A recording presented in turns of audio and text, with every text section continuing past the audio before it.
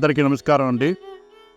లాలాజీ మహారాజు గారు ఇలా చెప్పారు, మనం భగవంతుని గురించి చేసేటువంటి అన్వేషణలో ఆ మార్గంలో మనకి ప్రధానంగా 3 రకాలైనటువంటి ఆటంకాలు ఎదురవుతాయి.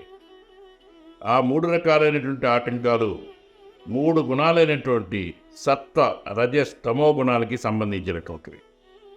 ఆ మూడింటిని ఒకే విధంగా ఎదుర్కోవడం అనేది సరైన పద్ధతి కాదు, ఆ సాధ్యం కాదు కూడా. అందుచేత వాటిని భిన్నమైనటువంటి పద్ధతుల్లో ఎదుర్కోవాల్సి ఉంది.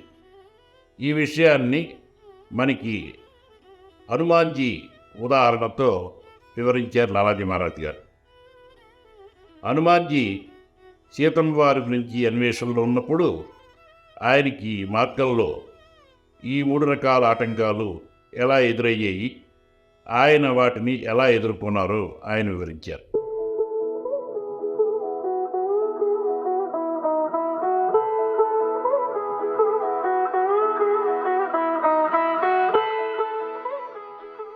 హనుమాన్ సీతమ్మ వారి జాడ కనుగొనడానికి సముద్రం దాటి లంకకి వెడుతూ ఉంటాడు.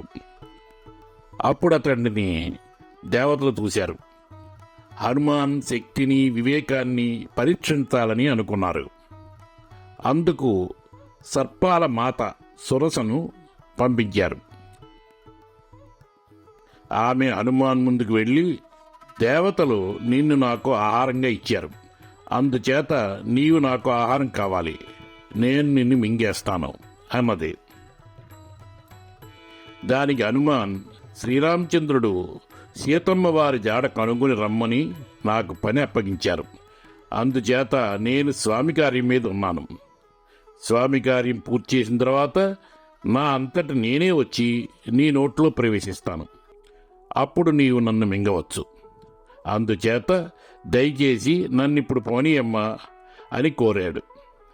కానీ సురస అందుకు ఒప్పుకోలేదు. అప్పుడు హనుమాన్, సరే అయితే ఇప్పుడే నన్ను తినడానికి ప్రయత్నించు అన్నాడు. ఆ మాట విన్నంతనే సురస హనుమాన్ను మింగడానికి తన నోటిని 1 మైలు వెడల్పు సాగదీసింది. హనుమాన్ శ్రీరామచంద్రుడి స్మరణలో రామ అనే 2 అక్షరాలు ఉచ్చరిస్తూ 2 పరిమాణం పెరిగాడు. సురస తన నోటిని 16 రెట్లు అంటే 16 మైళ్ళు వెడల్పు సాగదీసింది. అప్పుడు రామ అని ఉచ్చరిస్తూ 32 రెట్లు పెరిగి మహావిస్తృత రూపుడయ్యాడు హనుమాన్. అప్పుడు అన్ని నియమాల్ని అతిక్రమించి సురస 100 మైళ్ళ వెడల్పున నోటిని సాగదీసింది.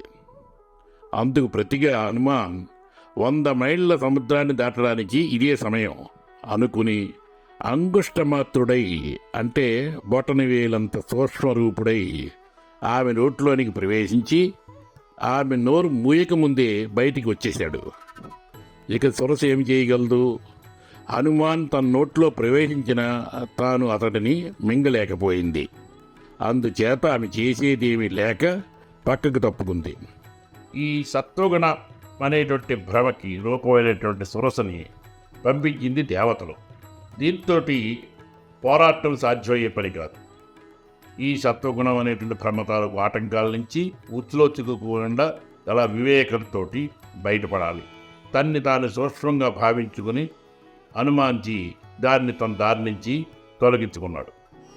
తమోగుణ ప్రవృత్తుల్ని నిర్దాక్షిణ్యంగా మట్టుపెట్టాలి.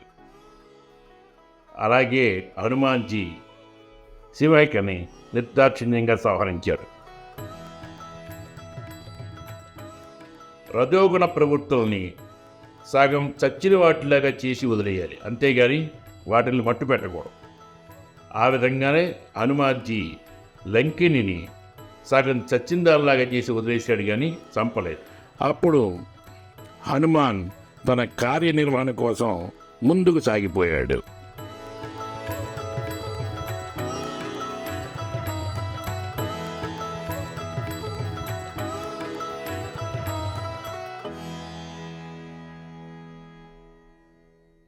లాలాజీ మహారాజ్ గారు అంటారు, ఈ కథలో చెప్పబడినటువంటి తన్ని తాను సూక్ష్మంగా భావించుకోవడం అంటే అర్థం ఏంటంటే అహం తగ్గించుకోవడం అని అర్థం. సర్పం అనేటువంటిది అహానికి గుర్తు.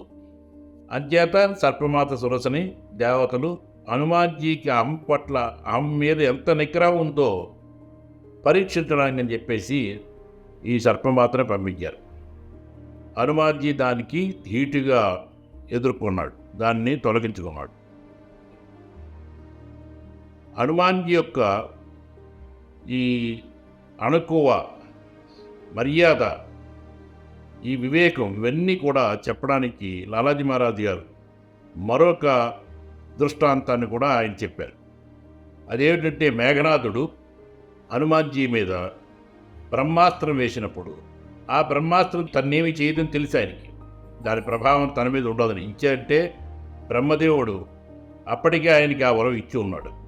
అయినప్పటికీ మేఘనాథుడు బ్రహ్మాస్త్రం వేసినప్పుడు అది బ్రహ్మాస్త్రం కదా, బ్రహ్మచేత ప్రసాదించబడింది కాబట్టి బ్రహ్మదేవుడి పట్ల ఉన్న పూజ్యభావంతో ఆ అస్త్రం తన్ని బంధించడానికి ఎలవ్ చేశాడు, అనుమతించాడు. అది బంధం ఏర్పడింది కానీ దాని ప్రభావం ఏమీ లేదు. తర్వాత ఆయన ఫ్రీ అయిపోయారు. లాలాజీ మహారాజ్ గారు అహం బ్రహ్మాస్మి అనేటువంటి స్థితి గురించి చెప్తూ, అహం బ్రహ్మాస్మి స్థితిలో విచారాలనుకున్న వాళ్ళు ఎవరైనా సరే హనుమాన్జీ యొక్క ప్రాముఖ్యత తెలుసుకోవాలని, అహాన్ని పూర్తిగా వదిలేయాలని, అదే భక్తికి మొదటి మెట్టని చెప్పి అంటారు ఆయన. ఆయనే చెప్పుకున్నారు, హనుమాన్ దయతోటి నేను అహం బ్రహ్మ తెలుసుకున్నాను అని చెప్పేసి అన్నారు. హనుమాన్జీ యొక్క ఈ అణుకువ, వినమ్రత, మర్యాద, వివేకం, అహాన్ని తొలగించుకోవడం, ఇటువంటి లక్షణాలని మనం అందరం కూడా నేర్చుకోవాలని లాలాజీ మహారాజ్ గారు అంటారు. అందరికీ ధన్యవాదాలు.